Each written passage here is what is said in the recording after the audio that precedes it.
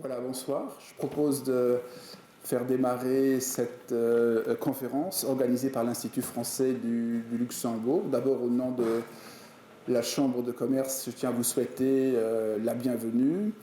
Les amis de l'ambassade de France, de l'Institut français, surtout notre conférencière de ce soir, Séverine Sigris, avec laquelle j'ai pu déjà échanger quelques mots en amont de cette conférence. Donc, bienvenue à vous tous. J'ai pu lire ces derniers jours une biographie très intéressante, très complète vous concernant sur votre parcours scientifique surtout, très étendu, apprécié et reconnu, remarquable, mais on a également soulevé dans cette enceinte, maison de l'économie, comme on l'appelle ce bâtiment, votre parcours de femme chef d'entreprise, dirigeante d'entreprise. Donc le fait de combiner à la fois un parcours scientifique a priori éprouvant et de lancer une aventure entrepreneuriale est une dynamique vraiment fortement remarquable et qui, à nos yeux, gravite et met en évidence les valeurs suivantes: volonté d'entreprendre, sens de l'innovation, créativité, sens de l'organisation, de l'endurance, autant de valeurs, de force qu'on retrouve également au niveau de l'entrepreneuriat.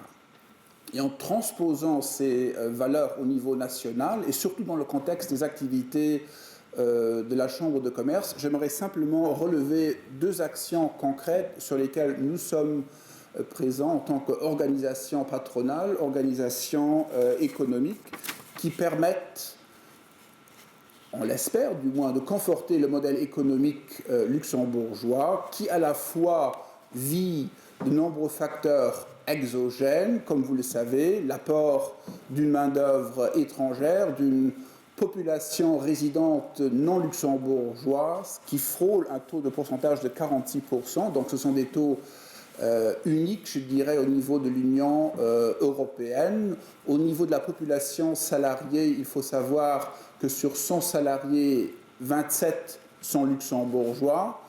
Par conséquent, le solde d'origine étrangère. Donc, le Luxembourg est une plateforme internationale qui vit de l'impulsion étrangère, et ceci depuis des décennies. Donc, on a intérêt à œuvrer à maintenir cette dynamique, à maintenir surtout l'attractivité du site Luxembourg.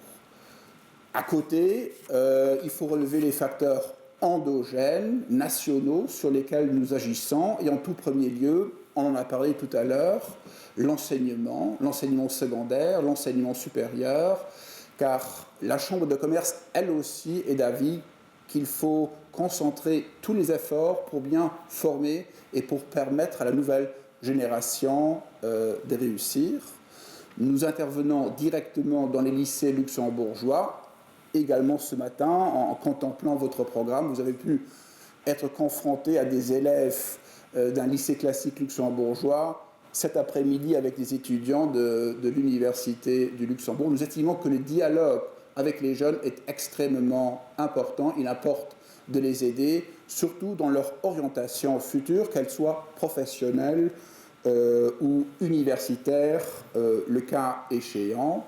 Et second élément qui prime à nos yeux est celui de la promotion de l'esprit d'entreprise, de l'esprit d'entreprendre, stimuler la curiosité, le sens de l'innovation auprès des jeunes gens pour leur permettre d'être curieux, d'apprendre de nouvelles choses et à contribuer au développement économique de notre pays. Et donc, lorsque j'ai relevé ces valeurs parmi votre biographie, je me suis dit, eh bien, en somme, vous êtes non seulement une grande scientifique reconnue, mais également une femme entrepreneur aguerrie et bien solide. Et c'est une prestation remarquable à nos yeux. En tout cas, merci de votre venue au Luxembourg. Je sais que la journée a été déjà bien chargée, bien remplie, mais on est tous impatients également d'écouter votre discours portant sur le diabète. Merci à vous tous de votre présence. Bonsoir. Alors, chers invités, chers amis, chère Madame Sigrist, c'est avec un grand plaisir donc, que je vous souhaite la bienvenue au nom de l'ambassade de France, ici au Grand-Duché et aussi surtout à la Chambre de commerce, pour cette deuxième édition d'un cycle que l'Institut français donc, a inauguré l'an passé. C'est un cycle donc, consacré à la recherche au féminin. L'an passé, vous vous souvenez, donc, on a eu deux conférencières de grand renom également, qui étaient lauréates du prix Irène Joliot-Curie, Marina Cavazzana et Bénédicte Ménez. Alors, je tiens à remercier l'association Victor Hugo pour son soutien renouvelé à l'organisation de ce cycle et les sociétés, la Société Générale Bank & Trust et la société AG2R La Mondiale. Alors, je voudrais aussi saluer Marie-Hélène Massard, Fabrice Sauvignon et Véronique de la Bachellerie. Et mes remerciements vont bien sûr à la Chambre de commerce pour la mise à disposition de ce bel espace de conférence, mais surtout pour la belle coopération qui nous unit maintenant depuis 2 ans, et ce soir représenté par Jean Jonc. Alors avec ce cycle de conférences, ce que je tenais à dire, c'est que nous pouvons... Ah, excusez-moi. L'Institut français met en œuvre une de ses missions principales qui est de promouvoir la coopération scientifique entre nos deux pays, de faire connaître les savoirs des deux côtés et de faire dialoguer les chercheurs, puisque c'est la clé de la recherche scientifique. Pour revenir un peu sur ce que disait Jean, c'est vrai qu'il est aussi très important, nous attachons beaucoup d'importance à la sensibilisation des jeunes, à la fois à la mixité, à la parité, mais aussi à l'entrepreneuriat. Alors, lancé donc en 2013 avec les invitations des lauréates 2012 du prix Irène Joliot-Curie, ce cycle met à l'honneur des femmes d'exception, des femmes scientifiques d'exception, qui ont rencontré un grand succès. Et je suis vraiment ravie que ce cycle continue aujourd'hui. Et grâce à vous, Madame Sigrist, qui êtes venue nous présenter vos travaux de recherche sur le traitement du diabète, qui vous ont valu d'être récompensée en 2014 par le prix Irène Joliot-Curie dans la catégorie femmes chefs d'entreprise. Alors, quelques mots sur ce prix, si vous le permettez. Donc, il a été créé pour favoriser la parité en sciences, en technologie. Et il a pour ambition de promouvoir la place des femmes dans la recherche et la technologie, mais également de mettre en lumière des carrières exemplaires, tant dans la recherche que dans l'entrepreneuriat. Après l'obtention, alors je vais vous présenter si vous permettez, après l'obtention d'un doctorat en biologie cellulaire et en neurosciences en 1999, vous avez débuté votre carrière au Centre européen d'études du diabète en 2000. Vous avez encadré au départ une équipe de 5 personnes en qualité de responsable d'un projet de recherche sur la transplantation d'îlots pancréatiques chez le diabète de type 1. Vous êtes ensuite nommée responsable, puis directrice du laboratoire. Vous avez alors initié de nouveaux projets visant à la prévention, au traitement, voire à la guérison du diabète. Depuis 2011, vous présidez la start-up Defimed, que vous avez également fondée, qui est spécialisée dans le développement de dispositifs médicaux bio-artificiels. Vous coordonnez aujourd'hui le projet OREL, traitement du diabète par voie orale, ainsi que le programme européen Biocide, qui vise à valider cliniquement le pancréas bio-artificiel MELPAN avant d'ambitionner une mise sur le marché via Defimed. Alors, toutes les qualités que vous a reconnues Jean, eh bien, je vais poursuivre. Votre dynamisme, votre engagement et l'excellence de vos travaux vous ont valu de nombreuses récompenses et distinctions. En 2010 et en 2011, vous avez été lauréate du concours national d'aide à la création d'entreprises innovantes. En 2012, vous devenez une femme en or en remportant le trophée de la femme d'innovation. En 2013, vous êtes nommée au rang de chevalier de l'Ordre national du mérite et pour conclure, en 2014, lauréate du prix Irène Joliot-Curie. Je tiens également à souligner que vous avez été élue présidente du pôle d'excellence, pôle de compétitivité Alsace Bio-Vallée en juin dernier. Alors, au cours de la conférence, vous allez nous présenter les nouvelles pistes de recherche en matière de prévention, de traitement, voire de guérison du diabète, qui aujourd'hui touche près de 400 millions de personnes. Et c'est une maladie dont le nombre de malades ne cesse de croître et qui est qualifiée par l'OMS de véritable épidémie. La prévention reste la première piste privilégiée, qui passe par une meilleure compréhension de l'origine de la maladie. Et l'objectif des nouveaux traitements est double: prévenir la survenue de complications aiguës et à plus long terme de complications dégénératives, tout en améliorant la qualité de vie des patients. Voilà, pour cela, la recherche s'appuie sur le développement de nouveaux médicaments et de nouveaux modes d'administration de ces médicaments. Je ne vais pas en dévoiler davantage, alors je ne suis pas compétente pour cela, et je vais donc m'effacer et vous laisser la parole, mais je voudrais quand même ajouter que je tiens sincèrement à vous remercier d'avoir donné un peu de votre temps, aujourd'hui, même toute la journée, effectivement, puisque, et saluer surtout votre engagement pour la promotion en fait, des carrières scientifiques auprès des jeunes, puisque ce matin, vous avez rencontré, effectivement, comme l'a dit Jean, des élèves du lycée de l'Athénée, et cet après-midi, auprès d'étudiants en master et en doctorat de l'Université de Luxembourg. Encore merci beaucoup d'être là. Merci. Merci de votre attention. Bonsoir à tous. Merci beaucoup pour cette introduction, pour cette invitation. Alors, pour faire un résumé de ma journée, moi j'ai pris beaucoup de plaisir à venir parce que finalement c'était la première fois que je venais au Luxembourg et à Luxembourg. Et j'ai été, comme je l'ai dit, un peu frappée quand même par les infrastructures et par les outils qui sont développés pour les étudiants. Et donc je leur ai bien dit qu'ils avaient quand même de la chance parce que toutes les universités n'ont pas cette chance d'avoir et tous les lycées n'ont pas cette chance d'avoir les moyens qu'ils ont et qui devaient en profiter vraiment pour en faire quelque chose de bien. Et je pense que le message est passé. J'ai pris beaucoup de plaisir ce matin avec les lycéens, avec des discussions tout à fait enrichissantes avec des domaines variés et beaucoup de plaisir aussi cet après-midi avec les universitaires, donc les étudiants en première année de médecine et quelques doctorants, mais vraiment dans l'objectif de leur expliquer effectivement qu'il y a un travail à faire dans leur carrière et que c'est aujourd'hui qu'il faut y réfléchir, pas demain. Et donc voilà, ce discours était intéressant et moi c'est toujours important parce que de montrer aussi, je leur ai dévoilé plein de choses. Je suis restée assez silencieuse sur mon âge malgré certaines informations qui ont été diffusées, mais pour leur montrer qu'en fait c'est une histoire de longue haleine. Et le message que j'ai véhiculé ce matin, et ça fera la suite de mon travail, c'est-à-dire que si ils s'orientent dans la recherche pour l'argent ou pour faire plaisir à leurs parents, il faut qu'ils oublient, parce que c'est un métier qui est à la fois difficile, qui est tellement difficile qu'au démarrage ne paye absolument pas et qu'il faut être très motivé. Et il faut être doublement motivé dans le sens où, dans la recherche, c'est 10 essais pour un de réussi. Et l'ensemble des projets que je vais vous présenter sont des projets qui ont été développés dans le cadre d'activités de recherche réalisées au Centre européen d'études du diabète. Et ces projets, ça va être simple de les expliquer en une demi-heure, 3/4 d'heure.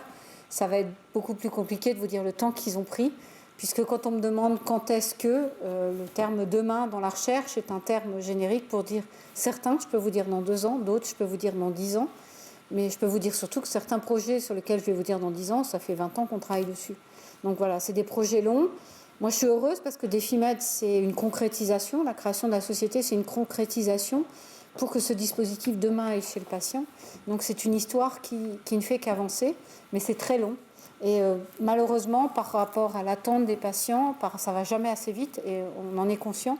Mais je leur ai expliqué ce matin, on a des phases réglementaires, des phases à passer, qui fait qu'on ne peut pas aller tout de suite chez le patient. Et ça, il faut malheureusement que même les chercheurs en prennent conscience aussi dans leur discours.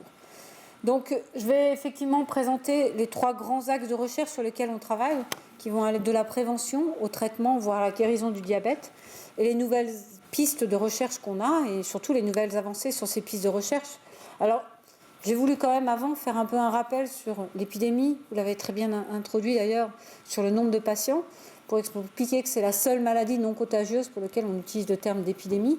Et on va très bien comprendre pourquoi on peut parler d'épidémie quand on va voir les prévisions qu'on avait dans les années 90 sur le nombre de patients. Alors on disait qu'en 2000, on en aurait 100 millions, en 2010, 150 millions, et puis en 2025, on en aurait 250 millions. Ça, c'était les chiffres annoncés en 1990. En 2000, mais on voit qu'en 2000, on avait déjà atteint les chiffres qu'on avait annoncés pour 2010, 150 millions. Et puis on voit qu'en 2010, on a prévu les prévisions à la baisse, 250 millions. Puis on avait dit en 2025, on va probablement atteindre les 350 millions. Puis quand on a refait les études en 2010, on était à 366 millions, donc on approche aujourd'hui effectivement plus des 400 millions. Et on annonce en 2025 plus de 550 millions de diabétiques. Donc vous voyez que c'est une épidémie même sur laquelle on est complètement dépassé aujourd'hui, parce que tous les 10 ans on revoit nos prévisions, et malheureusement tous les 10 ans on revoit les prévisions à la hausse, avec des nombres qui ne cessent d'augmenter. et sur lequel les mesures aujourd'hui menées ne sont pas suffisantes, en tout cas ne sont pas à la hauteur des espérances pour arriver sur une éradication, n'en est pas le cas, mais au moins une limitation de la progression de la maladie. Alors je vous ai montré aussi les pays les plus touchés, et on va voir que l'Europe, par rapport à la prévalence, se situe dans les 6-8%, comme les États-Unis. On va voir qu'effectivement, au niveau de l'Amérique du Sud, on a certaines régions qui sont plus touchées, puis on va voir que l'Inde est un pays particulièrement touché, et on va voir que d'autres pays sont en pleine évolution. Donc l'Europe est loin d'être en retard, malheureusement, mais que des pays atteignent des prévalences qui vont à plus de 20%. On a notamment, nous, fait des études en collaboration avec l'OMS au Cambodge, où on atteint en termes de prédisposition et de prévalence au diabète plus de 20% de la population, ce qui est énorme. Donc ça montre qu'il y a des endroits où on arrive un peu à limiter cette progression, mais d'autres où on est sur des progressions dramatiques et sur lesquelles il y a encore un gros travail à faire. Alors, réexpliquer un peu le contexte du diabète. Ce qu'on appelle une affection métabolique chronique qui est caractérisée par une augmentation du taux de sucre dans le sang. On appelle ça donc une hyperglycémie. Et voilà ce qui se passe chez un patient après qu'il ait mangé, qui est tout à fait non diabétique.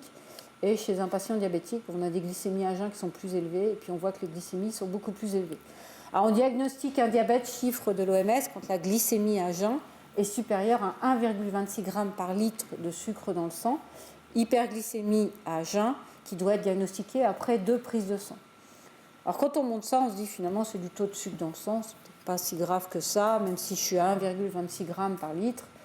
Et on sait aujourd'hui très bien d'où est liée cette anomalie. Elle est liée soit à une insuffisance ou soit à une mauvaise utilisation de l'insuline. Ça, c'est les deux types de diabète.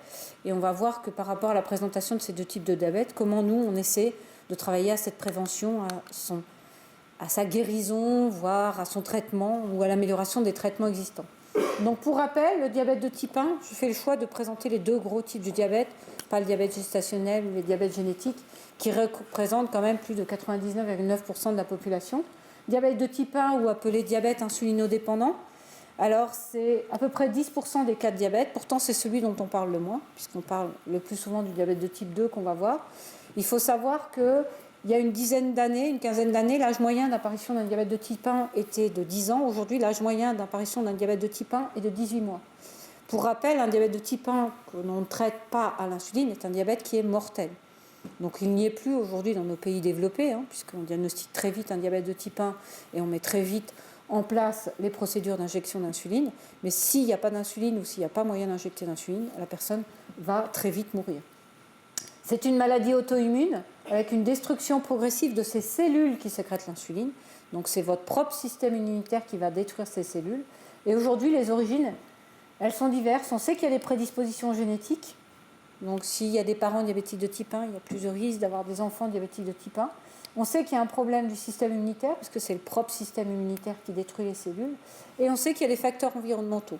Donc pour vous citer un peu quelques facteurs environnementaux, on a souvent diagnostiqué des allergies alimentaires chez les enfants qui développaient un diabète de type 1. Donc on a soupçonné une diversification trop rapide de l'alimentation. Il y a des études qui ont été faites, notamment en Finlande, qui ont vu que les enfants nourris au lait de vache avaient plus de risques de déclencher un diabète de type 1 que les enfants nourris au lait maternel, en expliquant que l'organisme d'un enfant à la naissance n'est pas prédisposé à accepter un lait de vache, contrairement au lait maternel. Donc il y a eu des études faites sur d'autres introductions, et c'est pour ça qu'il y a ceux qui ont des enfants ou des petits-enfants ont pu voir qu'à un moment donné, on disait voilà, du lait jusqu'à 4 mois, puis après on est passé à du lait jusqu'à 6 mois, puis là on est en train de dire peut-être que finalement il faut quand même refaire du lait jusqu'à 4 mois, puis après il faut diversifier.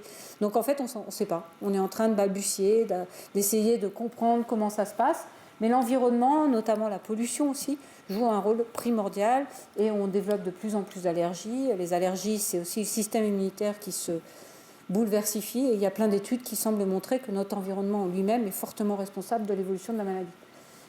Si ce n'était qu'une maladie génétique, finalement, on n'aurait pas autant de progression que ce qu'on a aujourd'hui. Ce n'est pas qu'une maladie génétique et l'environnement y joue un rôle clé. On va présenter après le diabète de type 2, insulino-indépendant. Alors, le diabète de type 2, c'est à peu près 90% des cas. C'est celui dont vous allez entendre quand il y a la journée mondiale du diabète ou quand on entend parler du diabète.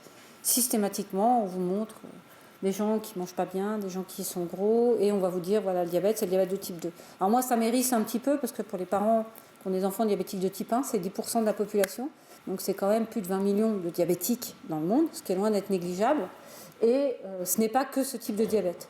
Et bien, dans les laboratoires pharmaceutiques, c'est vrai qu'on travaille beaucoup sur ce type de diabète, puisqu'évidemment, le nombre de clients est énormément important. Alors, il résulte aujourd'hui d'un certain nombre de facteurs.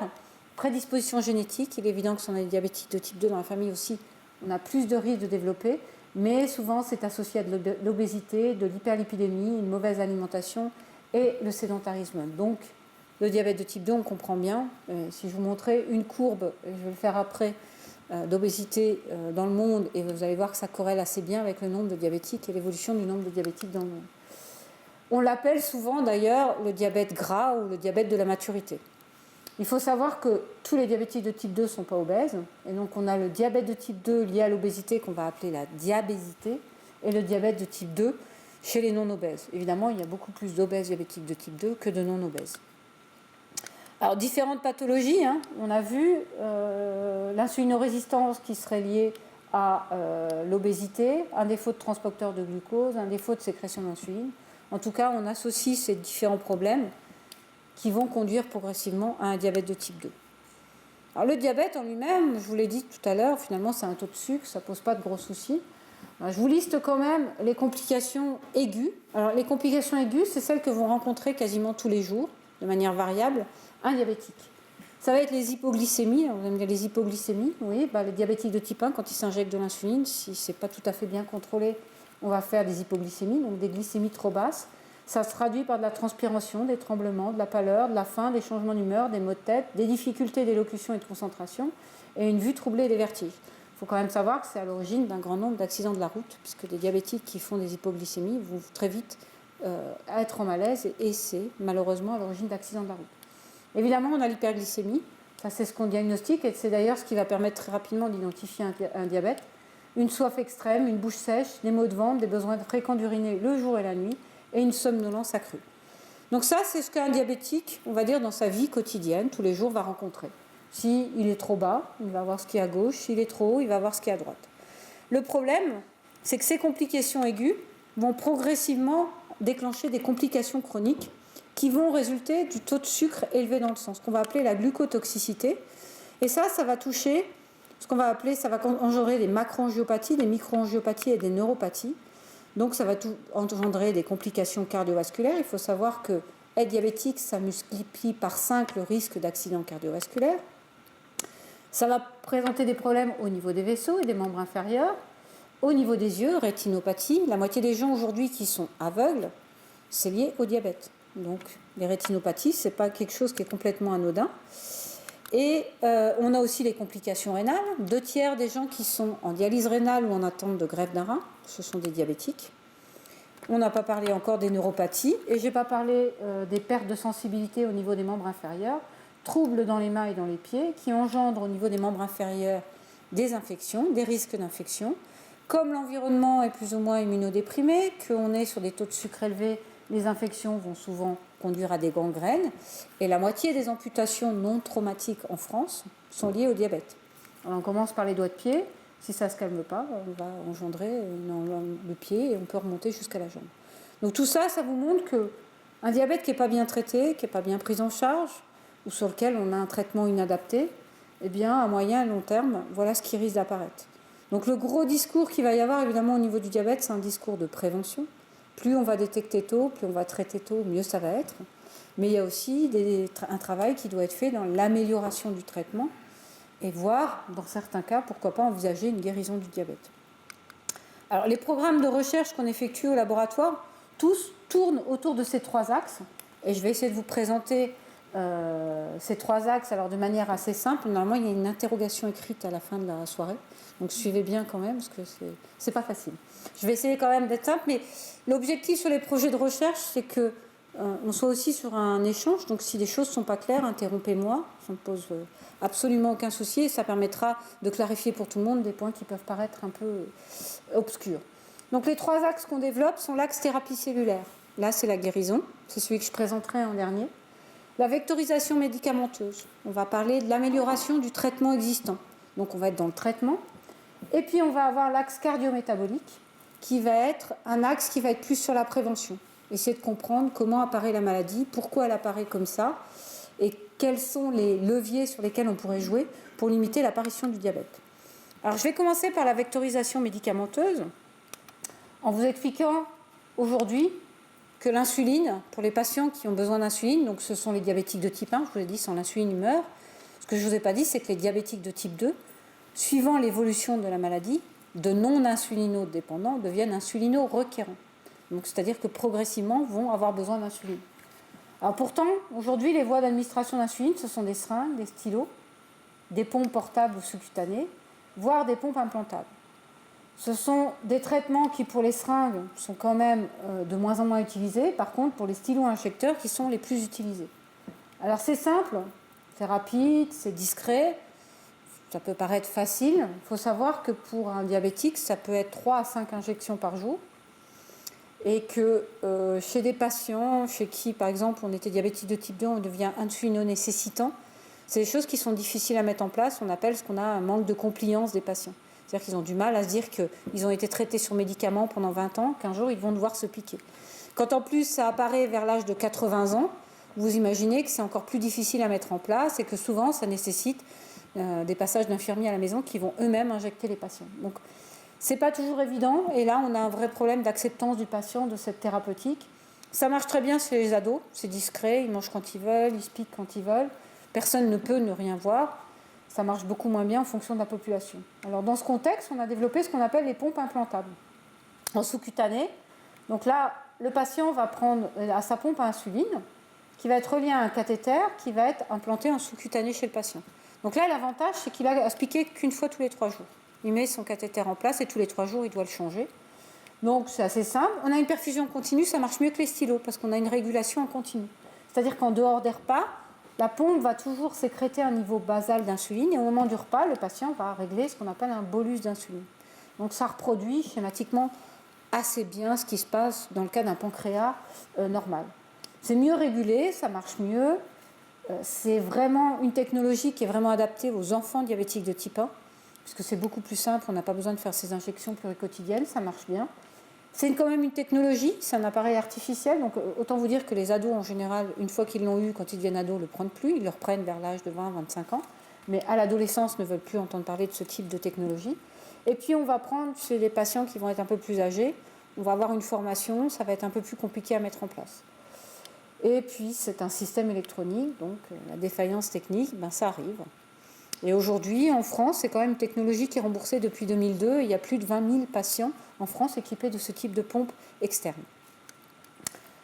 Alors, nous, notre travail a été de dire, voilà, aujourd'hui, l'existant est là. Qu'est-ce qu'on pourrait faire pour améliorer la qualité de vie des patients ? Ce que veut le patient, c'est un truc simple, rapide et discret. On ne voit rien, donc la pompe ne répond pas. Le stylo à peu près. Pas d'injection, donc là, le stylo ne répond plus. Et puis des rythmes de vie plus flexibles. Le patient il veut faire un peu ce qu'il a envie, quand il a envie, sans être contraint par une technologie. Ce que va chercher plus le praticien hospitalier, ou en tout cas le médecin, alors, le premier passage hépatique, je ne vais pas vous l'expliquer en détail, mais c'est que l'insuline, elle suit les mêmes voies qu'elle suit quand elle est sécrétée par le pancréas, c'est-à-dire qu'elle arrive directement au niveau du foie. Il faut savoir que les hypoglycémies qu'on a chez les patients diabétiques sont liées à l'injection. 50% d'insuline arrive au niveau du foie, son site naturel. 50% est dispersé au niveau des organismes et ça crée ce qu'on appelle les hyperinsulinismes périphériques et les hypoglycémies qu'on a chez les patients. Il faut avoir un effet reproductif, moins d'hypoglycémie, je viens de dire, et un meilleur équilibre glycémique.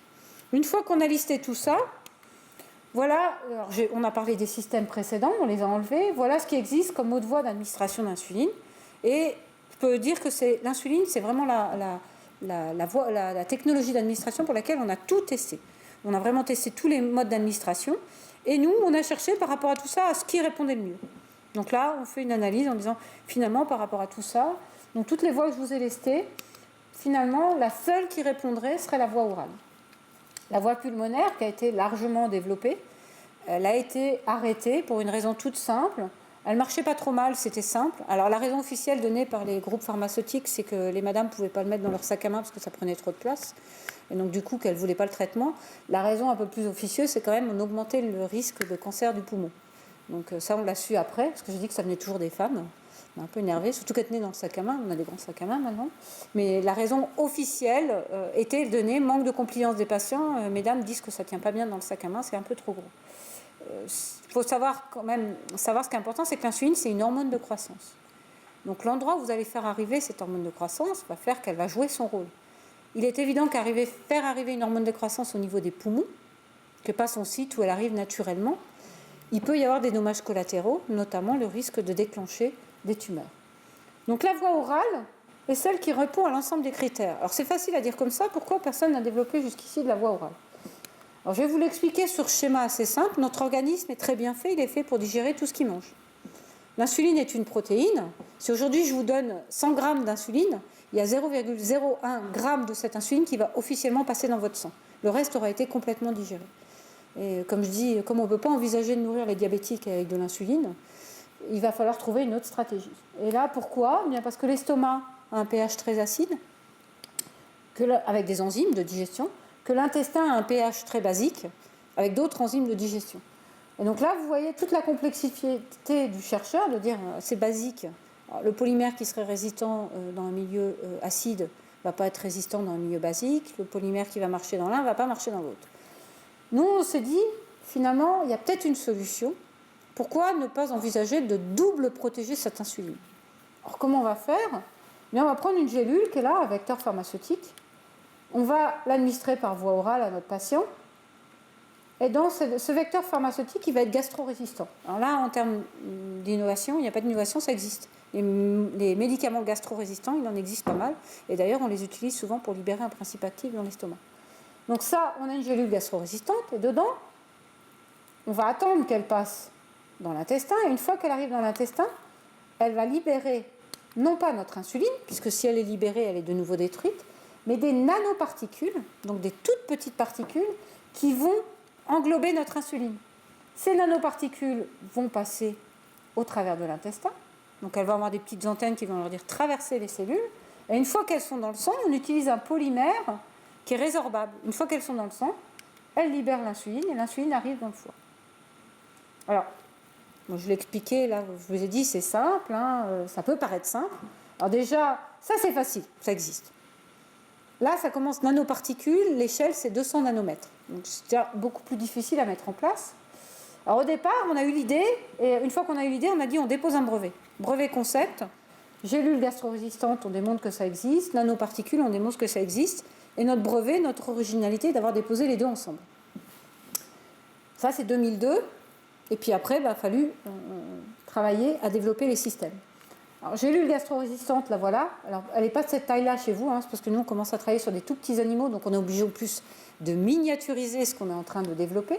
Donc, notre gélule, elle est recouverte d'un polymère, qu'on voit là en termes de couches, et ce polymère fait exactement ce que je vous ai dit. Ça arrive dans l'estomac, ça tient. Une fois que ça sort de l'estomac, que ça arrive dans l'intestin, ça libère les nanoparticules. Les nanoparticules, plus de 10 ans de développement pour arriver à les faire. Je vous ai dit 200 nanomètres, on arrive à des nanoparticules qui font 165,8 nanomètres en moyenne. Elles sont là, ça c'est leur taille, et là vous les voyez en image. Alors évidemment, on les voit qu'en microscopie électronique, en transmission et en balayage, mais on est arrivé à les faire. Et on est arrivé à démontrer qu'elles fonctionnaient. On va voir ça après. Et on a montré que quand on fait le process d'encapsulation, l'insuline qu'on met dedans, on en met 97%. C'est-à-dire qu'on perd très peu de matériel. Alors ça c'est important. Industrialisation du process, on perd peu de matériel, donc ça coûte moins cher. Et là, on a administré notre système sur notre petit rat.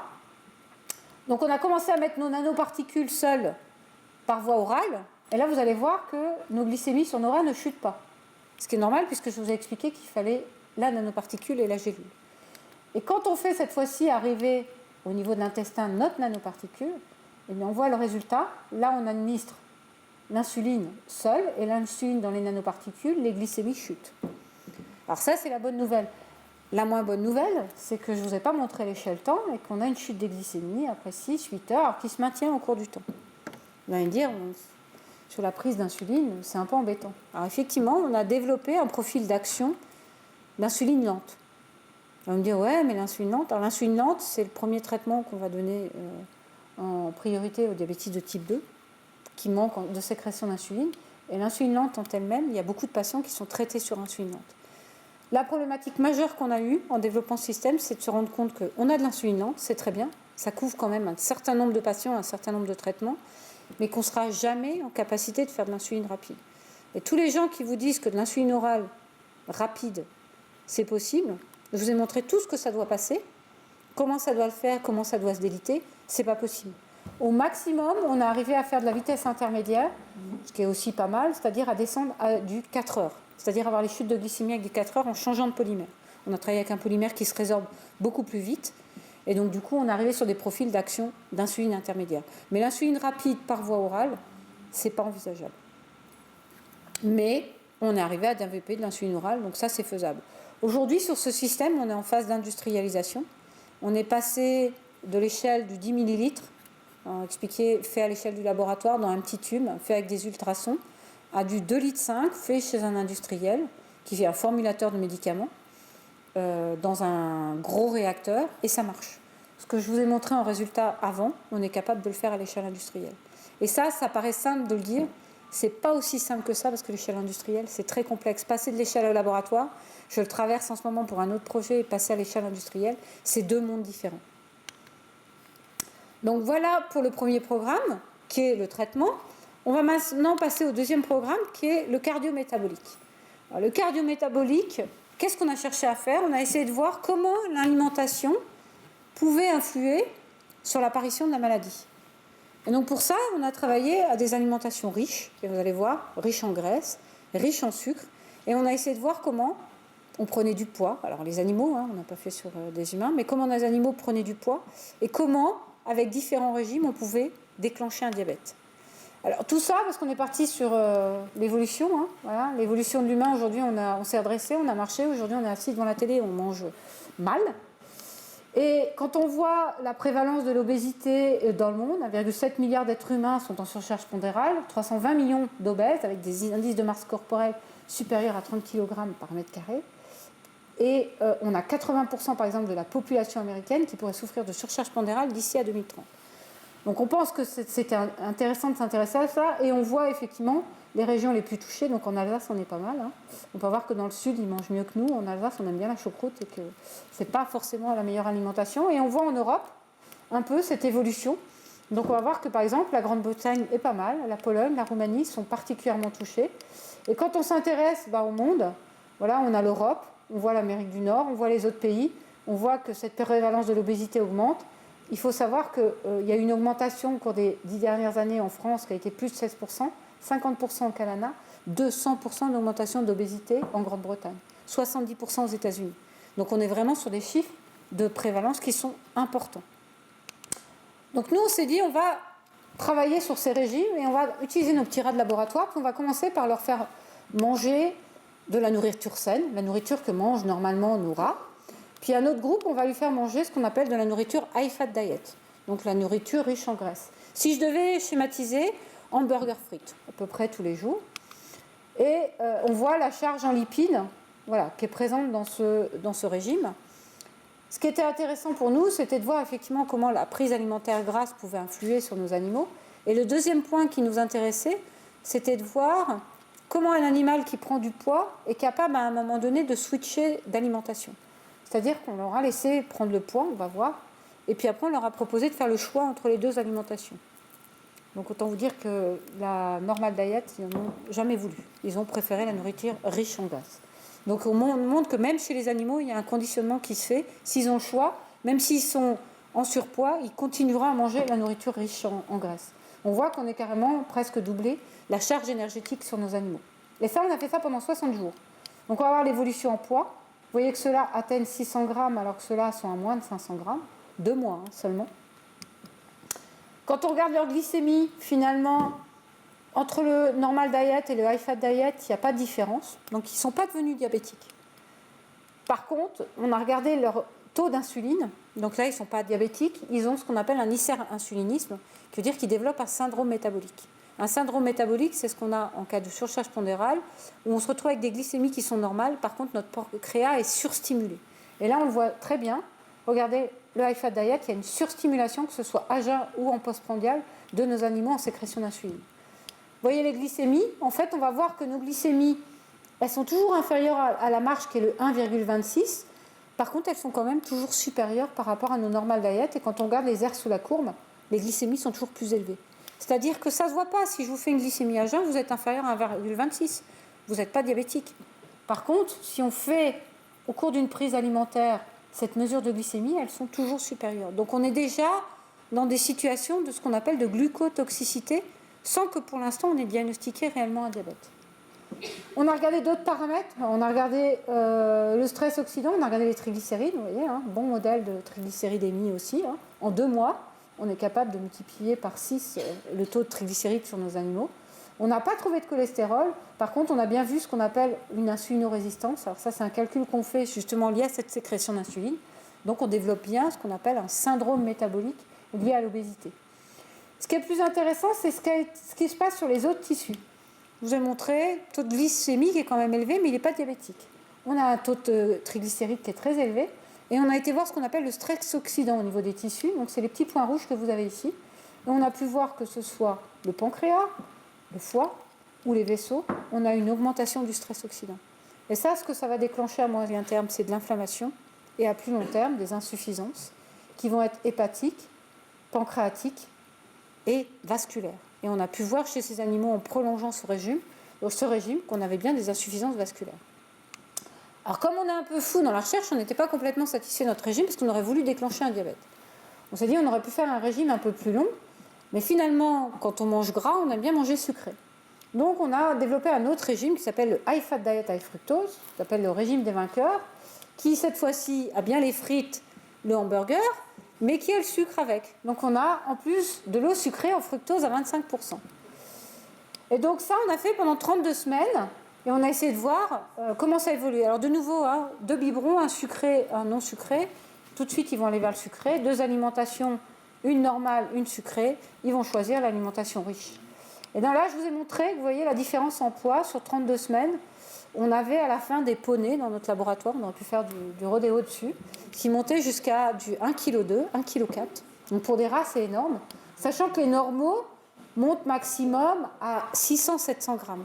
Donc vous imaginez qu'on a doublé le poids. On avait des races qu'on appelait des races sumo. C'est-à-dire qu'à un moment donné, ils ne pouvaient plus bouger. Ils avaient juste les 4 pattes qui bougeaient. Et c'est horrible, ouais, parce que...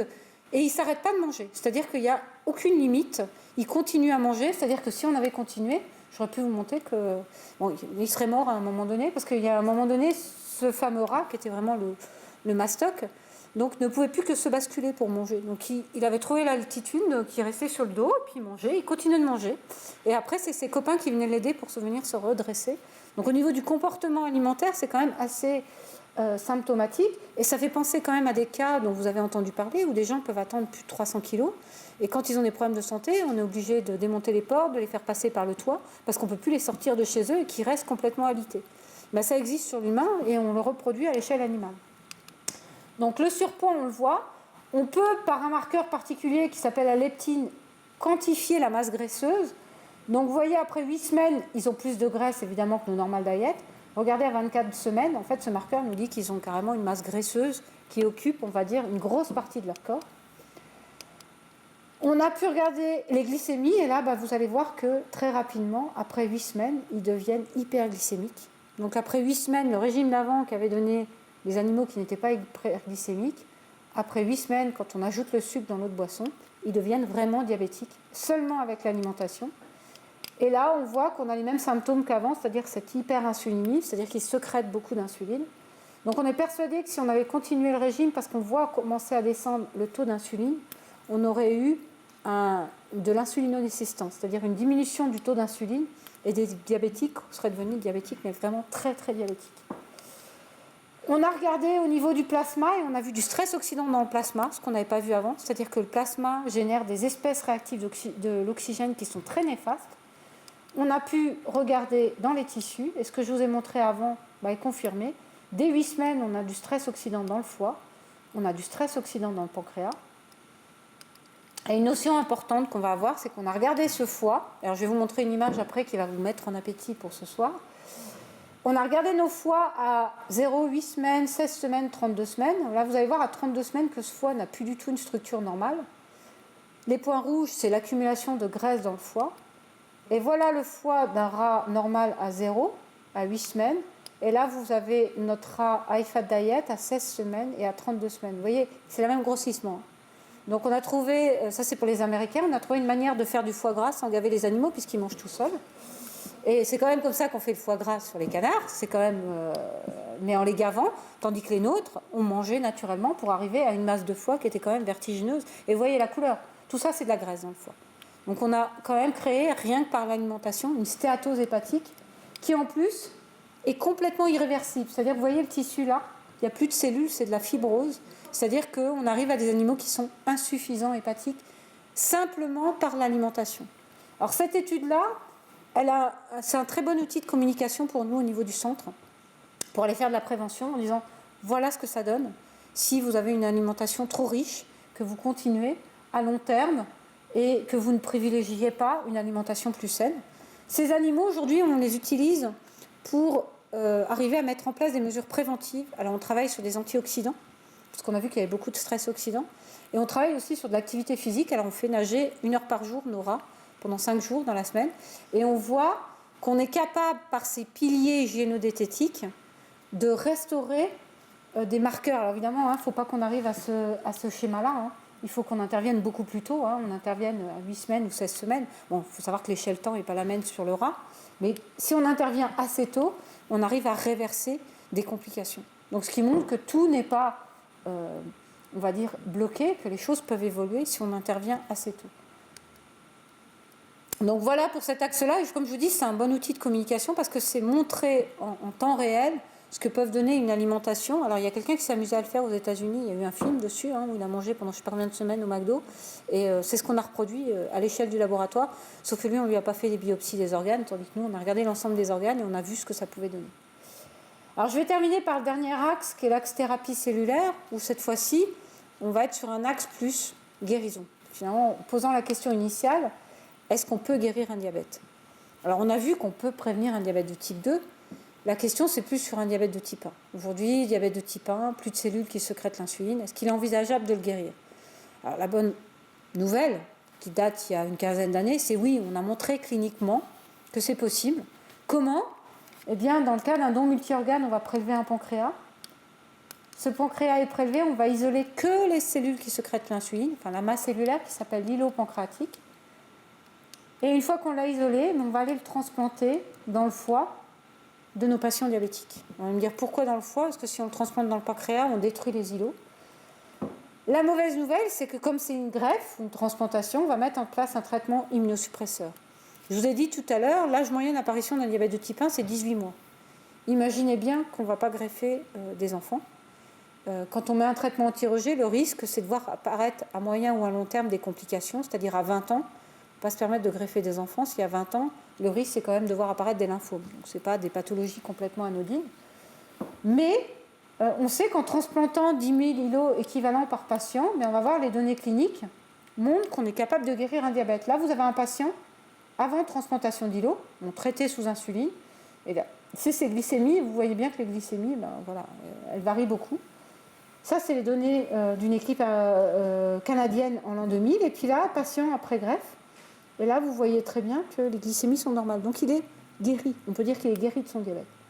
Ça, c'est la bonne nouvelle. La moins bonne, c'est qu'on va voir que sur cette étude, après 24 mois de suivi, les patients qui étaient devenus insulino-indépendants, donc plus besoin d'insuline, redevenaient insulino-dépendants. Et là, plus de 20% après 24 mois. Donc ça, c'était le premier problème. Puis après, il y a des études qui ont continué. On a amélioré la technique. On a montré qu'après 5 ans, on n'en avait plus que 30%. Donc qui étaient encore insulino-indépendants. Donc ça veut dire qu'on est capable de montrer qu'on a guéri un diabète. Techniquement, c'est faisable, on est capable de le guérir, mais ça ne marche pas à long terme. Une guérison, quand on parle de guérison, c'est que la personne n'est plus jamais malade. Le deuxième problème, c'est que je vous ai dit qu'on prend un pancréas, dans le cas d'un don multi-organe, on isole les cellules, puis on greffe le patient. Alors ça, c'est simple à expliquer cliniquement. Ce que je ne vous ai pas dit, c'est qu'il faut 2 à 3 pancréas pour un patient. Il faut greffer 10 000 îlots par patient. Quand on fait un isolement d'îlots, on arrive à obtenir, dans le meilleur des équipes, 300 000 îlots. Les patients ont un poids moyen de 60 kg, donc c'est 2 à 3 pancréas. Ce que je ne vous ai pas dit, c'est que le process d'isolement marche une fois sur 2. Donc en fait, il faudrait 6 pancréas pour traiter un seul patient. Donc là, on voit que c'est absolument pas faisable, on n'en a déjà pas un pour un seul patient. Quand il s'agit de faire des greffes, ce qu'on appelle vitales, de foie, de rein, donc en avoir 6 pour un seul patient, on montre que la faisabilité clinique est quasiment impossible. Donc ça, c'est une problématique sur laquelle on a travaillé. Et notre travail, nous, a été au départ de se dire, voilà, peut-être qu'on peut améliorer, donc de travailler sur différents axes. On peut peut-être améliorer, on peut peut-être prolonger quand même cette greffe. Et là, quand je vous montre tout ce qui est impliqué dans le fait qu'on perde cette greffe, on continue à travailler là-dessus, mais on s'est dit, ce n'est pas la bonne cible. Finalement, même en améliorant, si on arrive même à avoir 2 pancréas pour un patient, on a un traitement anti-rejet, les enfants sont hors course, ne vont pas être sélectionnés, l'âge moyen des greffés est 40 ans. Donc quand on parle d'un diabète de type 1, ça pose problème. Et puis, on n'aura jamais assez de pancréas. Et puis, le nombre de pancréas nécessaires sera toujours le même problème. Et on perdra les îlots. Donc, on ne sera jamais capable de les guérir à long terme. Alors, l'idée est partie du travail de recherche de dire, mais finalement, il existe d'autres cellules. Des cellules souches, des cellules génétiquement modifiées. On en parle, ça fait 20 ans que tout le monde dit on est capable de faire des cellules qui sécrètent l'insuline. Alors oui, ça existe. On en rencontre pas mal pour vous dire que ça existe. Sauf qu'on a travaillé avec des équipes là-dessus, et quand on greffe ces cellules sur nos rats diabétiques, ou nos souris diabétiques, c'est bien, on les guérit du diabète. Génial, ils ne sont plus diabétiques. Sauf qu'au bout de 2 mois, ils meurent d'hypoglycémie. Parce que les cellules qui étaient censées guérir le diabète ont proliféré, et donc sont devenues des tumeurs. Et donc on a créé ce qu'on appelle un insulinome, et donc l'animal est mort d'une hypoglycémie parce que la tumeur a proliféré. Et donc on se dit, réglementairement, c'est impossible d'utiliser ces cellules. Et l'idée est venue de dire, mais finalement, pourquoi on ne pourrait pas les mettre dans une boîte ? Alors une boîte, qu'est-ce qu'elle va faire cette boîte ? Elle va contenir nos cellules. Voilà, mais cette boîte, elle va être implantée chez le patient et elle va être immunoprotectrice. Alors la bonne nouvelle, plus de traitement anti-rejet, si ça marche. Et donc, finalement, les enfants pourraient être éligibles à ce type de greffe, à ce type d'approche. Évidemment, c'est une boîte, elle doit être biocompatible. On développe un dispositif médical. L'autre problème, c'est qu'elle doit être perméable, parce que si on a des cellules qui sécrètent l'insuline, le glucose doit rentrer, les cellules doivent être nourries pour qu'en retour, elles sécrètent de l'insuline. Donc là, on dit, déjà, il y a un problème. Là, il faut que ça passe pas, et puis là, il faut que ça passe, donc la boîte, elle ne doit pas être fermée. Puis enfin, on développe quelque chose qui doit être non dégradable, puisque les cellules ne doivent jamais être exposées dans l'organisme du patient. Donc si on résume cette stratégie qui s'appelle le pancréas bio-artificiel, bio c'est la cellule, artificiel c'est le dispositif qu'on développe autour, on a 3 fonctions prérequises. Protéger ces cellules du système immunitaire pour ne pas avoir de traitement anti-rejet, protéger le receveur de ces cellules, il ne faut jamais que ces cellules sortent du dispositif, et maximiser la fonction cellulaire. C'est un projet sur lequel on a commencé à travailler en 1996. Donc il y a bientôt 20 ans aujourd'hui, au travers de programmes européens, et qui, aujourd'hui, je peux vous présenter le prototype qui est là, est un produit qui existe. On a pour ça un dispositif, alors là je vous le présente en vue éclatée, mais en fait il fait en épaisseur, il fait moins de 5 mm, et c'est quelque chose qui est complètement plat, et dans lequel on va avoir ces membranes semi-perméables qui vont permettre de passer ce qu'on veut faire passer, d'empêcher de passer ce qui ne doit pas passer, et il va être complètement fermé dans l'organisme. Et la deuxième originalité, c'est d'avoir mis ces petites chambres autour, qui vont être implantées en sous-cutané sur le patient, qui va permettre de remplacer les cellules quand elles ne fonctionnent plus. C'est-à-dire que ces cellules, elles vont avoir quand même une vie limitée, 6 mois, peut-être 1 an. Eh bien, on va pouvoir remplacer ces cellules et en mettre des nouvelles chez le patient. Alors, comment ça se passe ? Techniquement, le dispositif s'appelle le MELPAN, donc pour macro-encapsulation d'îlots pancréatiques. On l'implante dans la cavité extra-péritonéale, donc là, vous le voyez, c'est quelque chose qui est très plat. Ces chambres sont en sous-cutané. On implante le dispositif, on attend 2 mois que le dispositif soit parfaitement inclus chez le patient. Au bout de 2 mois, on va injecter ces cellules.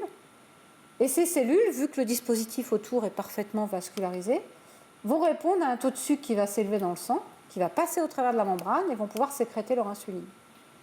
Et quand ces cellules sont plus fonctionnelles, eh bien, on est capable de retirer les cellules du dispositif et d'en mettre des nouvelles. Donc ça veut dire que chez le patient, on va peut-être intervenir 1 fois tous les 6 mois ou 1 fois par an. Ça dépend des cellules qu'on va mettre dedans et de leur viabilité. Mais le patient n'interviendra plus jamais sur son diabète. La sécrétion d'insuline va être assurée par le taux de sucre Et c'est les cellules elles-mêmes qui vont pouvoir dire il y a du sucre, donc je sécrète de l'insuline. Donc ça, c'est un dispositif sur lequel on travaille depuis 20 ans. On développe aujourd'hui, je vous ai montré la première génération qui était carrée, aujourd'hui il est rond. On développe nous-mêmes, au travers de la start-up Defimed, le dispositif médical. On est fabricant de ce dispositif médical.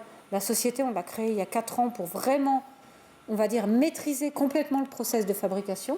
Parce qu'aller d'un projet qui est à l'échelle du laboratoire, on vient d'en parler, et le passer en phase industrielle, c'est 2 choses différentes. Et là, on a dans le domaine des dispositifs médicaux. Réglementairement, c'est un domaine complètement différent. Il faut qu'on soit capable d'avoir une traçabilité complète des éléments, démontrer leur biocompatibilité. Et aujourd'hui, là-dessus, on est en phase d'industrialisation. On a mis plus d'1 an à industrialiser rien que la membrane. Le prototype marchait très bien. Quand on a voulu faire des rouleaux de 20 mètres sur la membrane, eh bien, on a mis 2 ans à le faire et aujourd'hui, ça marche. Ça fait 1 mois quasiment qu'on a la membrane industrialisée, mais ça a été une étape assez lourde. Et maintenant, on est en train d'industrialiser complètement le process d'assemblage. Les cellules, ce n'est pas nous. C'est des compagnies pharmaceutiques qui développent elles-mêmes les cellules. Ce qu'on va faire, c'est à la fin un dispositif combiné. Defimed fabriquera le dispositif. La compagnie pharmaceutique, elle développera les cellules.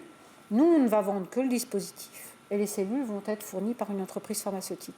Parce qu'un dispositif médical, c'est un monde. Une cellule, c'est un autre monde. Là, on dépend de l'autorité compétente qui est l'EMA, qui est vraiment sur le médicament, alors que nous, on est sur une autorité compétente qui est la NSM, qui est sur le dispositif médical. Et on a vraiment travaillé à ne pas mélanger les 2 mondes. Par contre, vous imaginez bien qu'on travaille évidemment avec les compagnies pharmaceutiques qui développent ces cellules. Et aujourd'hui, on travaille déjà avec 2 grands groupes pharmaceutiques qui développent ces cellules pour les valider dans notre dispositif. Donc voilà, j'ai terminé. Je vous présente parce que le travail de recherche, c'est un travail d'équipe. Alors là, vous avez à la fois l'équipe du C2ED et l'équipe de Defimed. Au laboratoire de recherche, on a une vingtaine de chercheurs. Et chez Defimed, aujourd'hui, on est une équipe de 6. Et c'est grâce à l'ensemble de ce travail qu'on a pu créer ce dispositif médical, qu'on travaille sur des axes de prévention et de traitement du diabète pour une meilleure compréhension de la maladie. Donc voilà, j'espère qu'en tout cas, je vous ai convaincu que la recherche avance, même si le process de la recherche est très long.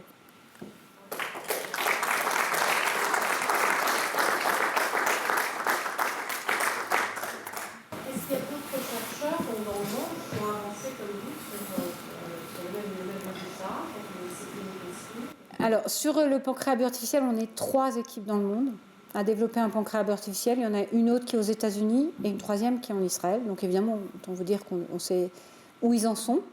On les suit de très près. On a été fortement approchés par les États-Unis avec l'objectif qu'on développe la technologie. Enfin, moi, je dis qu'on fasse partir la technologie aux États-Unis, pas qu'on la développe aux États-Unis.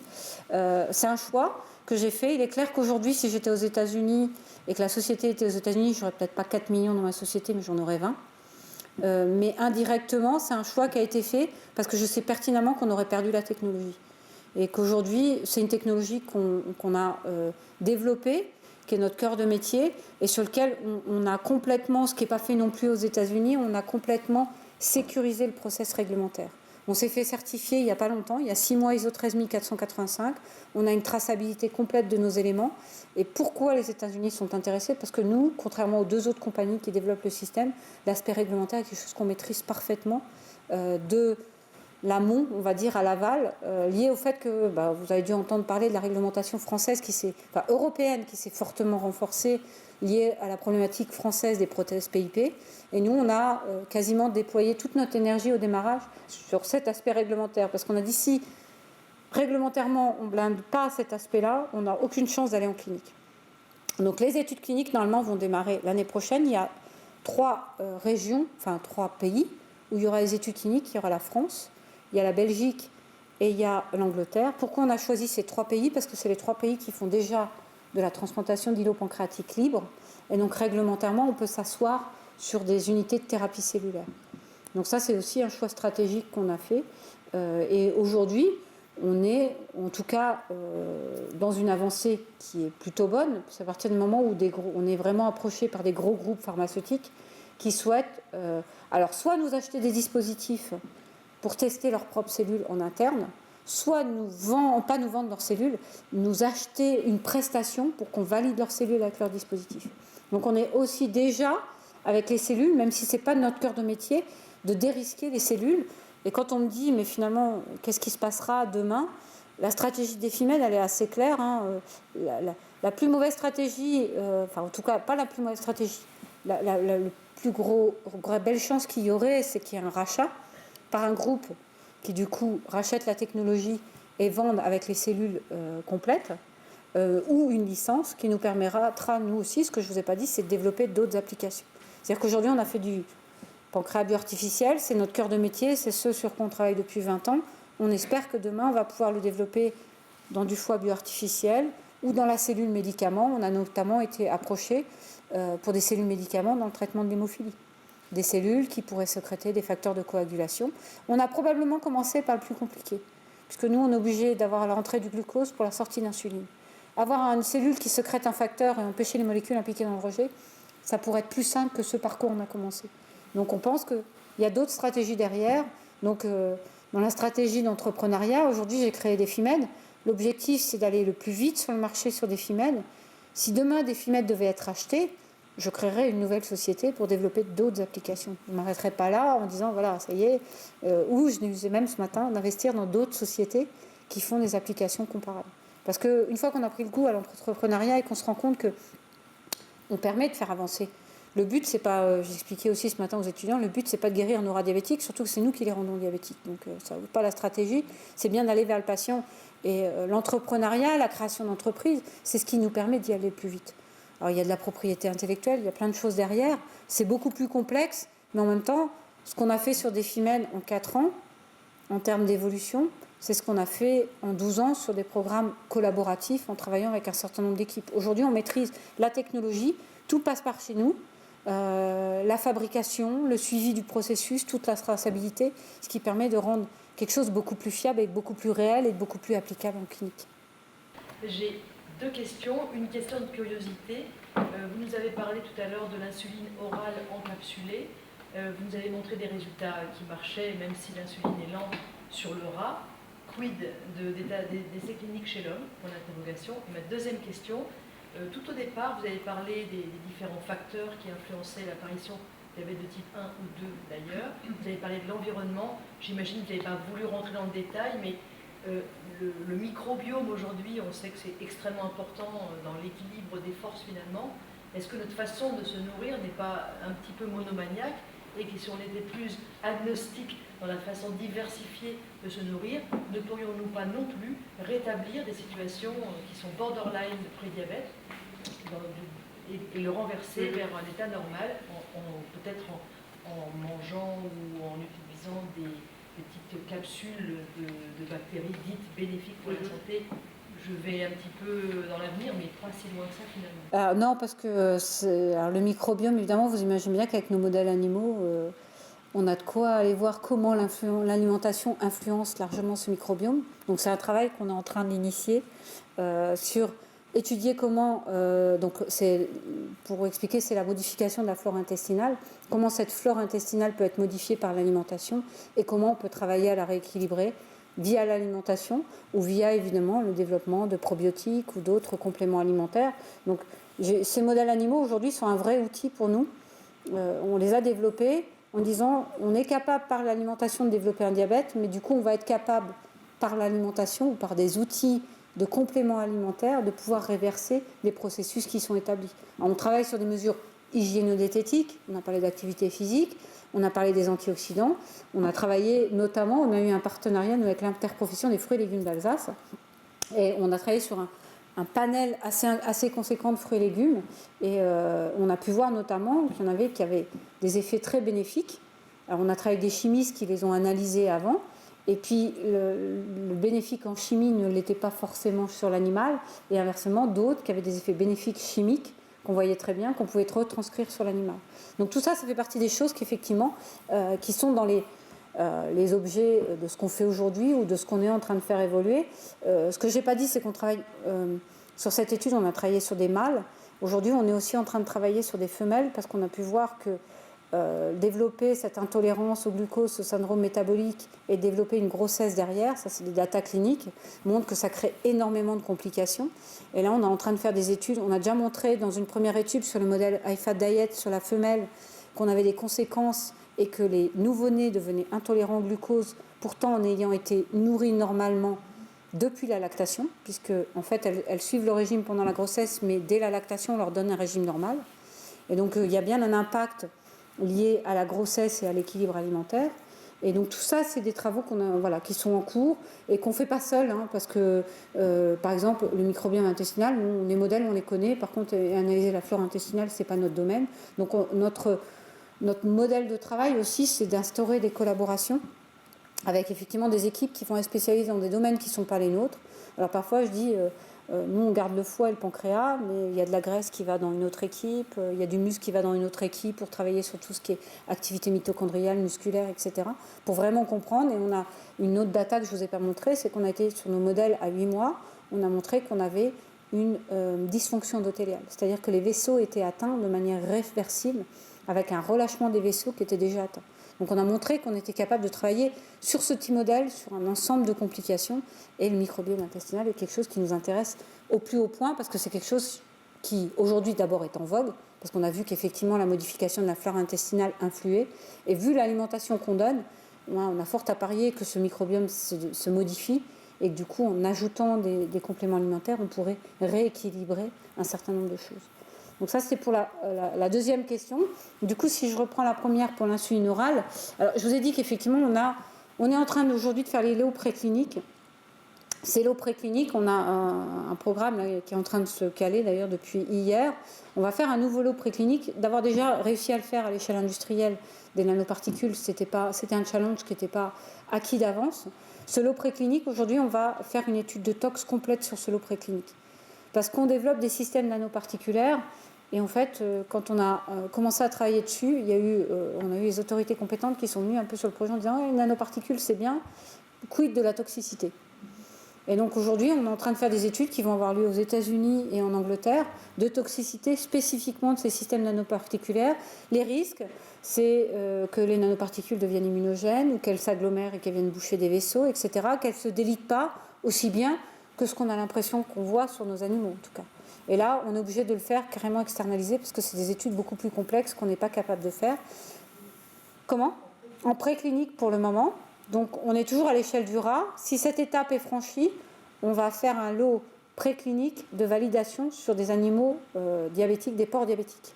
Donc, on va franchir l'étape supplémentaire. On va travailler sur des animaux qui mangent comme nous, donc des omnivores, qu'on va rendre diabétiques. On va additionner nos gélules et puis on va voir comment évoluent les glycémies sur ces animaux. Si ça fonctionne, l'industriel qui aujourd'hui travaille sur la formulation va prendre une licence exclusive dans le domaine de l'insuline pour pouvoir le faire chez le patient. Alors, ces étapes-là, on est encore sur ces deux étapes clés. J'appelle ça, moi, mes verrous technologiques à lever. Une fois qu'ils seront levés, ils vont être levés d'ici à 2 ans. Et là, à ce moment-là, le projet, il faut accepter dans la recherche que là, on est sur un projet qui ne va pas dénoter d'une création d'une société, qui va partir parce qu'on travaille déjà avec un industriel sur le sujet, qu'on a déjà une valorisation. Mais comme on a un brevet, on a dans l'idée évidemment d'encapsuler d'autres principes actifs et notamment de travailler, parce qu'on revient sur la question 2, de travailler sur des formulations de principes actifs qui vont rééquilibrer la flore intestinale. Juste une question sur votre régime alimentaire, etc. Vous avez donné un régime gras, hypercalorique. Qu'est-ce qui se passe si vous donnez, avec ad libitum, etc. Qu'est-ce qui se passe si vous donnez le même type de régime, avec les mêmes rapports de composition, mais avec une charge calorique qui est similaire au régime normal? Alors, non, mais c'est une question intéressante parce qu'on l'a fait,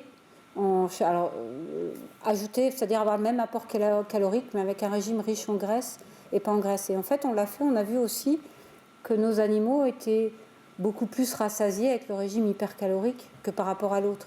Et parfois, on a fait des calculs et on a des animaux qui, effectivement, ont pris la même charge calorique. Alors qu'on pris le poids qu'on voit quand même sur les courbes, c'est-à-dire qu'ils prennent beaucoup plus de poids et les complications sont là. Donc on montre que ce n'est pas que l'excès de calories qui pose problème, c'est aussi le régime alimentaire qui impacte.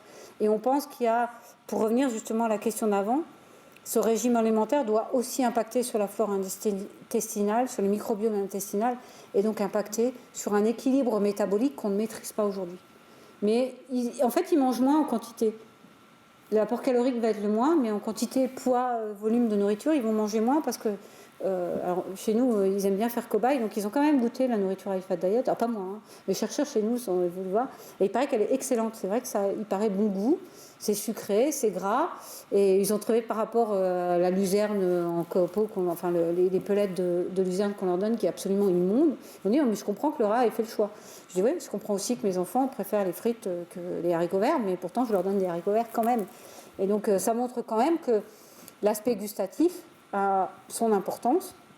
Et l'expérience assez simple, c'est aussi de se dire quand on mange certains aliments, par exemple vous mangez au McDo, vous ne comprenez pas, 1 heure après, alors je prends l'exemple, hein, McDo, j'espère qu'il n'y a pas d'actionnaire de McDo dans la salle, mais 1 heure après vous avez faim, c'est terrible. En fait vous avez mangé, mais 1 heure après vous avez de nouveau faim. Et il y a un apport calorique immédiat qui ne donne pas de sucre lent suffisamment pour que derrière ça tienne pendant 4 ou 5 heures, alors que vous mangez d'autres aliments, vous êtes rassasié aussi, mais vous n'avez pas faim 1 heure après. Donc il y a plein de choses derrière qui font que il y a le conditionnement à l'alimentation, et il est évident que très tôt, si à un enfant vous faites goûter une nourriture qui est de cette acabit, ça va être difficile de changer. Alors vous laissez vos enfants 1 semaine à vos grands-parents qui en général vont leur donner des pâtes, des frites, et puis vous les reprenez au bout d'1 semaine et vous galérez pendant 15 jours parce que vous n'arrivez pas à leur faire manger des haricots verts. Et c'est une réalité. C'est vrai qu'ils adorent ça. Et même moi, je veux dire, bon, de temps en temps, j'ai quand même le plaisir à manger des frites, mais malheureusement, c'est loin d'être l'équilibre alimentaire. Et les pathologies qu'on a données, on est quand même sur une pathologie des temps modernes, le diabète. Il y en avait beaucoup moins avant. Il y avait beaucoup moins de diabétiques, mais je veux dire, on va au Moyen-Âge, les friteuses, ça n'existait pas. Hein. Finalement, vous preniez ce que vous aviez dans les champs et il n'y avait pas de friteuse, il n'y avait pas de frites, il n'y avait pas de hamburger. Vous étiez content si vous faisiez un bout de pain à la fin de la journée, mais on n'était pas du tout sur le même équilibre alimentaire. Et ce qu'on réclame aujourd'hui, finalement, quand on a les propagandes de manger 5 fruits et légumes frais par jour, c'est juste de retourner à un équilibre alimentaire, c'est-à-dire de diversifier son alimentation et d'avoir quelque chose. On peut manger des frites, on peut manger un hamburger. Le problème, c'est la répétition de cette alimentation qui est loin d'être face à un équilibre alimentaire. Si j'ai bien compris, le pancréas artificiel, il n'est pas encore disponible à ce moment-là ou... Non, les études cliniques sur le pancréas artificiel vont débuter l'année prochaine. Et combien de temps est-ce qu'il faut attendre pour un diabétique type 1 ? Pour un pancréas bioartificiel, les études cliniques, elles vont être assez courtes en termes de dérisquage du pancréas bioartificiel, parce que c'est une dizaine de patients. Par contre, on est complètement dépendant des cellules des entreprises pharma. C'est pour ça qu'on a, assez tôt dans notre process de développement de la société, rencontré les groupes pharmaceutiques et commencé à travailler avec eux, puisque nous, on ne développe pas les cellules, et eux vont être obligés de demander un AMM pour leurs cellules, c'est-à-dire une autorisation de mise sur le marché du médicament. Nous, on est dans un dispositif médical, ça peut être beaucoup plus rapide, sauf que le dispositif médical, il peut être marqué CE, s'il n'y a pas de cellules à l'intérieur, il n'a aucun intérêt d'être commercialisé.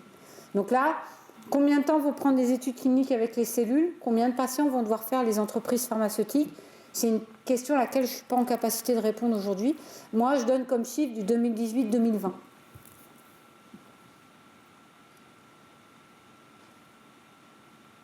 Mais comme je rappelle, le démarrage, c'est 96. Vous voyez quand même que... Voilà, bon, je vous ai montré le prototype carré, hein, qui est quand même le prototype qu'on avait en 2009. On voit aussi qu'on a évolué dans le process, etc. Mais c'est long. Alors, moi, personnellement, je le dis aussi, que ça ne va jamais assez vite, mais qu'on est face à des traitements de patients et on ne peut pas aller sur le patient sans avoir dérisqué. L'insuline orale, il faut être sûr qu'on n'est pas toxique. Le dispositif, il faut être sûr qu'il est complètement safe et sécure pour le patient. Et ça fait partie des choses qu'il faut traverser. Et pour le patient, ça ne va jamais assez vite. C'est clair que souvent, j'ai des patients qui viennent voir en me disant « Ouais, ben ça ne sera pas pour moi, ça sera pour mon petit-fils. » Je dis « Oui, mais on a évolué. Vous reprenez il y a 20 ans, les systèmes d'injection d'insuline, ce n'est pas les stylos qu'on a aujourd'hui. Donc les choses évoluent. Pas assez vite, parce que ce que veut le patient, hein, sa demande aujourd'hui, c'est d'oublier sa maladie. Donc d'avoir quelque chose qui lui permette de dire je ne m'injecte plus et j'ai plus besoin de prendre mes glycémies. Être diabétique, c'est 5 à 10 mesures de glycémie, ça dépend, hein, par jour. Donc 5 à 10 piqûres au niveau des doigts et entre 3 et 5 injections par jour. Donc c'est quand même loin d'être facile à vivre au quotidien. Donc on comprend cette impatience et ce désir d'avoir des choses qui aille complètement dans l'équilibre complètement physiologique du traitement de la maladie. Vous présidez un pôle d'excellence, un pôle de compétitivité depuis 6 mois maintenant. Oui. Quel bilan vous tirez des cofinancements, du financement des partenariats? Est-ce que ça vous apporte quelque chose? Je sais que votre association, le Centre européen, c'est une association. Oui. Donc déjà, quels sont les financements dont vous bénéficiez? Qu'est-ce que le pôle d'excellence peut apporter? Quel est votre bilan? Alors, moi, je peux en parler parce que s'il n'y avait pas eu le pôle d'excellence, le projet insuline orale serait resté à la stade de brevet concept. Ils nous ont aidés à trouver les industriels nécessaires. Aujourd'hui, si on fait de la phase indus avec un industriel, c'est parce qu'on l'a trouvé au travers du pôle d'excellence. Vous venez en tant que Centre européen d'études diabète, alors le nom il est génial, mais vous frappez à la porte, l'industriel ne vous ouvre pas. Vous frappez à travers un pôle d'excellence dans lequel les industriels sont membres, la porte s'ouvre, vous pouvez parler de votre projet, vous pouvez parler d'un partenariat. Et donc le projet insuline orale, il a eu entre 2007 et 2009 un premier financement par le Fonds unique interministériel de 1 million d'euros à peu près. Et on a eu, donc il nous a permis de faire la preuve de concept sur le petit animal. Et depuis 2011, on a eu un deuxième financement du Fonds unique interministériel, de cette fois-ci plus proche des 2 millions, qui nous a permis d'aller sur la phase d'industrialisation, qu'on n'aurait pas pu faire sans ça. Je dirais que c'est la même chose pour le pancréas artificiel. On avait 2 programmes européens sur lesquels les pôles d'excellence n'avaient pas interagi. Mais à un moment donné, en 2007, le programme européen fini, pas de financement. Entre 2007 et 2009, j'arrive avec mon petit pancréas artificiel et je vais voir le pôle de compétitivité et je dis qu'est-ce qu'on peut faire? Et là, de me dire il faut que tu crées une société. Et donc là, on est plus sur de l'accompagnement stratégique. Et là, c'est pas forcément l'idée que j'aurais eue. J'aurais été chercher d'autres financements, essayer de monter avec d'autres. Et là, c'était pas possible. On avait la propriété intellectuelle, il fallait en générer d'autres. Parce que finalement, tous les résultats, à un moment donné, il fallait se poser et dire mais attends, ça c'est de la propriété intellectuelle, ça c'est de la propriété intellectuelle. Donc ils nous ont aidés à nous structurer, ils nous ont fait rencontrer l'incubateur d'entreprise, l'incubateur d'Alsace, pour pouvoir créer cette société. Et aujourd'hui, une des raisons pour lesquelles, d'ailleurs, ils m'ont demandé de prendre la présidence de ce pôle, c'était d'être un peu le porte-drapeau de l'expérience qu'on a vécue et de pouvoir apporter aux sociétés qui arrivent aujourd'hui ces compétences. Vous avez parlé des concours émergence Créadev. Pour moi, on a eu ces prix. Je n'ai pas eu moi personnellement, on les a eus parce qu'on a eu cet accompagnement, parce qu'à un moment donné, quand j'ai été les voir, ils nous ont dit mais il faut faire ci, il faut faire ça, attends, on va t'aider. Et ces gens sont capables de travailler tous ensemble pour faire du projet un produit. Aujourd'hui, on en est là. Et quand j'ai pris cette présidence, c'était effectivement pour me dire que ce qu'on m'a apporté à l'instant T, l'insuline orale, on est l'exemple. Le pancréas artificiel en est un autre. J'espère que nos modèles animaux en seront un autre demain, puisqu'on est en train d'essayer notamment de travailler avec le pôle vie, santé, longévité qui est dans le nord de la France, puisqu'il n'y a pas de pôle alimentaire en tout cas en Alsace, mais d'aller travailler avec d'autres pôles en disant nous on a des modèles, vous êtes dans l'agro, en Alsace en agro c'est pas notre domaine, on est plutôt dans le médicament, les dispositifs médicaux, et d'essayer de travailler ensemble pour que fournissent les éléments qui pourront être ceux qui pourront être utilisés sur nos animaux. Donc voilà, je pense que ces outils, ça a été la bonne chose de les faire. Mes seules craintes, c'est effectivement qu'on puisse diminuer parce que c'est ça, on diminue les dotations quand même pour ces pôles. Mais ces pôles, ils ont permis aux gens de travailler ensemble. Et je pense que avant ces pôles, chacun travaillait de son côté. Aujourd'hui, on est capable d'aller voir... moi, je travaille avec des chimistes, je travaille avec des gens qui font de la formulation de nanoparticules. Ma formation, à moi, les pharmacologistes, elle est plus dans le domaine des sciences de la vie. Mais on est capable de tous travailler ensemble et pour faire monter plus haut le produit. Sinon, mon insuline orale serait aujourd'hui à mon stade peut-être de tube à essai et encore dans la preuve de concept. Alors, on a un projet par le pancréas artificiel, voilà. Le pancréas artificiel, on s'est posé une question clé quand on l'a développé, c'est comment on va étudier la résistance mécanique. Alors, on est dans de la mécanique, plus du tout dans le domaine d'activité. Enfin, des portes par Strasbourg, personne ne sait faire. Et le pôle Alsace-Vallée dit attends, il y a un pôle matériaux en Lorraine, qui est localisé à Metz, qui du coup, par contre, a énormément de compétences dans le domaine des matériaux, voitures, aéronautique, etc., mais souhaiterait développer des compétences dans le domaine des biomatériaux. Et donc on s'est rencontrés, il y avait déjà des sociétés qui travaillaient sur des bancs d'essai, il y avait une école de chirurgie à Nancy qui était alors sur lequel on a appris beaucoup d'ailleurs, qui était assez intéressant. Et on s'est rencontrés, finalement, on est les seuls Alsaciens, il y a 5 partenaires dans le projet, on est les seuls Alsaciens, on a fait un collabel avec le pôle Materiala, et aujourd'hui le pôle Materiala nous demande de les aider à développer encore plus leur capacité à apporter dans le biomatériau. Le matériau, ben voilà, on sait que tout le domaine de la sidérurgie, c'est quand même largement diminué, et ils ont une vraie compétence qui peut être mise en avant. Donc, comme je dis, c'est en travaillant ensemble et sans marge de frontières, parce que nous travaillons avec des Suisses, on travaille avec des Allemands, peut-être demain avec des Luxembourgeois, je l'espère, parce que j'aimerais, quand je vois les moyens qu'il y a, en tout cas, que ce soit en termes d'innovation ou les moyens qui sont mis dans le développement de la région, ça donne envie de travailler avec eux. Voilà.